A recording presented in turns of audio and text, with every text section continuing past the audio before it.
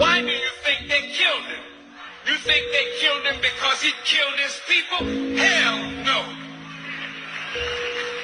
They killed him because, listen to me real good. You touched my nerve with that question. Did you know that in Libya, nobody's homeless? Listen. Everybody in Libya has either a home or an apartment. They call it a flat. Did you know education in Libya is free? From kindergarten through college?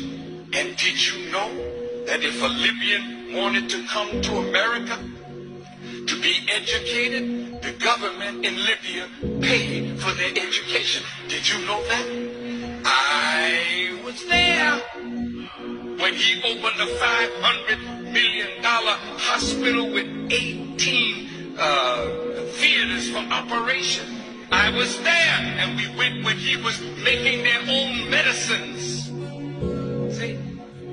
This was a man that gave free medical attention to all the citizens of Libya. And if Libya did not offer that kind of medical attention, they could fly anywhere in the world and get it.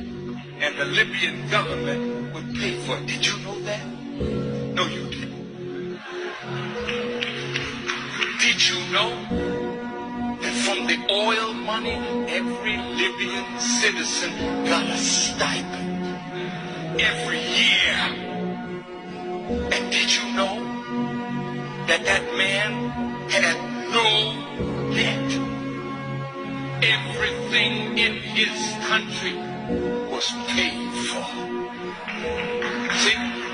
Now when you got a man that did that for an African nation and was trying to do that for all Africa, how do you think Europe felt about that? Well, I was with Muamera Gaddafi when Gaddafi in 1999 advanced coming out of the OAU to the African Union with a vision of the United States of Africa. Muamera Gaddafi spent, listen to me, billions of dollars to create the African Union.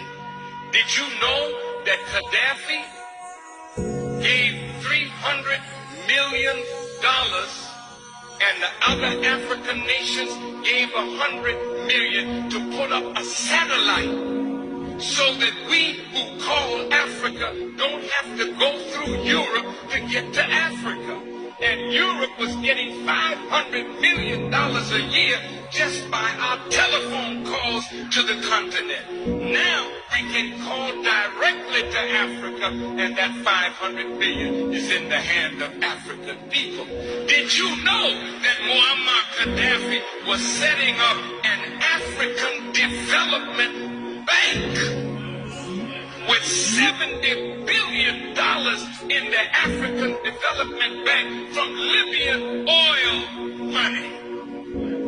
That we would not have to borrow money from the IMF and the World Bank at these exorbitant rates. Zero interest under Islamic non-usury teachings. I just left St. Kitts, and in the island of St. Kitts, he was going to set up a Caribbean development bank. He told the prime minister there, and he was going to put $1 billion in that bank for Caribbean development.